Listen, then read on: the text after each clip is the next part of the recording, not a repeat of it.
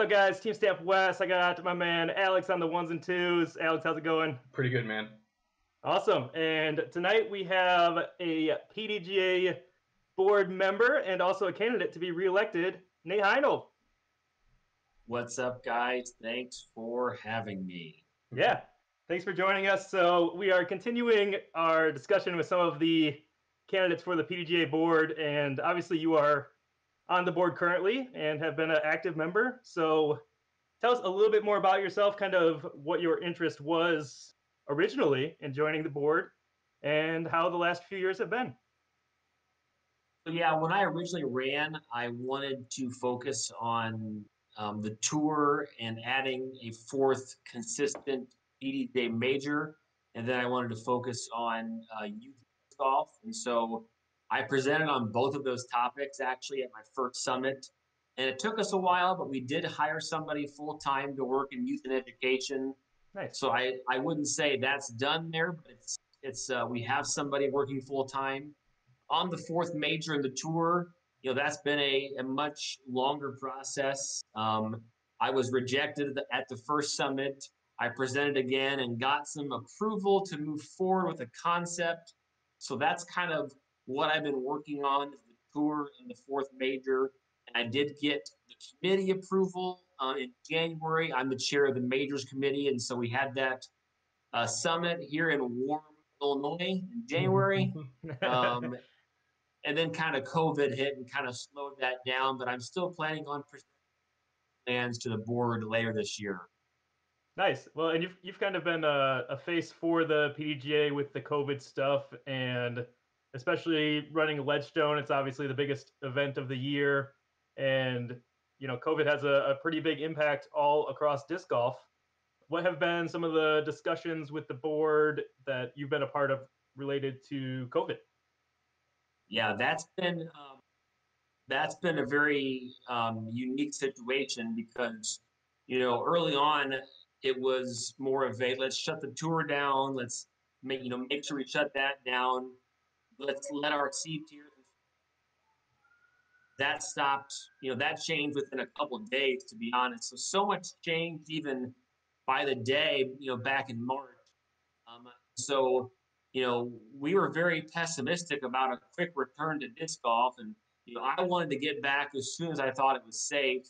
And as soon as we kind of realized, seeing stuff about outdoor events, non-team sports kind of coming back, when ball golf made their announcement back in May, they were coming back, today actually, I was super skeptical. I remember texting Joe, the ED of the PDJ, saying, that's never going to happen.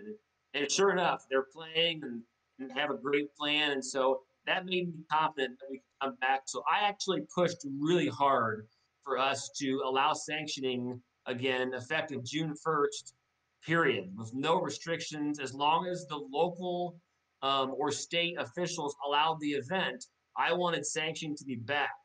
And we determined that wasn't the best way to decide that let's suspend sanctioning still, but allow certain localities to submit applications and documents to legally do that with the guidelines in their state. So I kind of wanted to push back when I thought it was safe, and we kind of did that kind of a waiver process. So I was very instrumental in making sure that we got back to playing sanctioned golf as state officials, medical officials said it was safe. Yeah, I mean, looking at it now, I think this plan of kind of following state officials, but also doing as much as we can to make sure people are playing, right? I think it's been like from somebody who's trying to get out and play different events, it's been really cool to see that like this has been handled on a case-by-case basis from a very broad swath. Obviously, the PDGA is an international organization, right? So you guys have a lot of players going on. Like you have to think about everybody, but the idea to work with local municipalities to say, okay, well, your state says okay, let's make sure we get the official approval. Here in Michigan, we only got it like last week or something like that, and with all the tournaments that happen here, you saw 5, 6, 7 tournaments pop up almost immediately.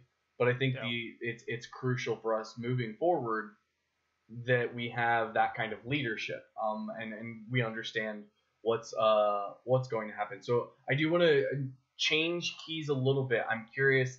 I have one bigger question at the end of this, but I'm curious. You've done a lot with the youth and education. I'm interested in a little bit more about that. What does that look like? You said PDGA hired somebody. What does the next step in that process look like for you if reelected? Yeah, I mean, what I would love to see is to disc golf go into our, middle school, junior school level to where when they get to high school, they actually have a team to play on. I mean, I grew up playing ball golf. I was the captain of the ball golf team in high school. If we had, disc golf pervasive in schools where it wasn't just a club sport, but an actual organized sport where you competed against local cities and high schools, that's the 10-year goal. We're not going to get there overnight. Club disc golf is probably the next step to where we have some kind of program for checking the best practices. That, but certainly the disc golf being pervasive and widespread at the high school level, 10-year long-term goal for me. That's really cool. I think it's interesting to look at youth and education as an opportunity for the growth of the wider spread, like the breadth of the sport. If you look at schools across the nation that have football programs, baseball programs, soccer programs, etc., you're getting a sense of community that you might not already have. It's interesting because right now it feels like the disc golf community is kind of like young to middle-aged adults that are kind of in their own community, and then you might have a few kids tag along. I think it's really interesting to put that community into a school and then develop it upwards. I'm a big fan of that. Coming from somebody who played middle high school soccer all through high school, I love the idea of turning it into like a school sponsored sport rather than a club sport. So I think the last question I have for you, I don't know if Wes, I feel like I'm talking so much. No. I don't know if Wes, you have anything else. I think the last question I have for you is, you're talking about this fourth major as somebody who pays a lot of attention to the tennis schedule and a little bit of attention to the golf schedule. 4 majors is how it's done, right? From a widely recognized professional standpoint, the 4 majors make it happen. And I was actually very recently, I was looking at what it means to have 4 majors. And it kind of seems like in tennis, they do kind of 1 in each of 4 different countries. And then in golf, there are 3 in the United States and then 1 abroad. I think it's really interesting to throw that 4th major into the spin. Is there any idea of what that looks like yet? Or any sneak peek, or is it still kind of in that planning phase?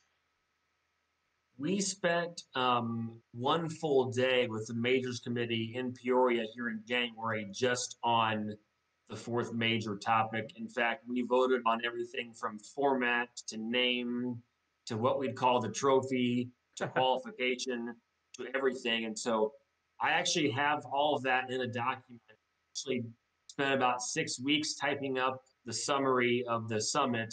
It was like 7,000 words. Oh, wow. And I finished that, and then the next day the NBA shut down and kind of COVID really happened. And so it kind of slowed the process down. I was supposed to present that at the Spring Summit in Emporia. That got canceled, but we're really excited for the event. I'm excited for the event. I can't kind of announce it now, but it wouldn't just be a stroke play event, actually. So, it would be something different. The name is cool. The qualification is different.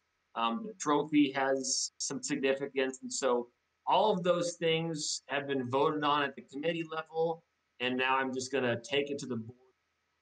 But the board approved the concept unanimously and said, the committee, you guys figure it out. And then the committee has a unanimous agreement on a lot of the key elements. So I would hope that we'd see that event in, 2022, I think. So Nice. So it sounds like you guys have more or less all of the details kind of the big details figured out. Probably some small details still to figure out. Can you tell us if it's a domestic or abroad tournament? Can we get that a little bit? The goal right now would for it to be open for bidding, but it probably would be domestic. So, the idea that we'd have it overseas. Right now we have the European Open overseas, and we've had other majors in Australia and Japan and the Scandinavian countries, but I believe that the European Open or the European Masters would be our European major, and then we'd have, the USDGC and this event stateside, and then the World Championship, of course, could be somewhere else. And my guess is that will be hosted outside of North America in 2022, 2023. So Interesting. Nice. Yeah, that's another really interesting thing that you don't see as much in some of those other major based sports is we have a world championship that is bid on. In golf, for example, you've got a links course in the UK, right? And that's the Open.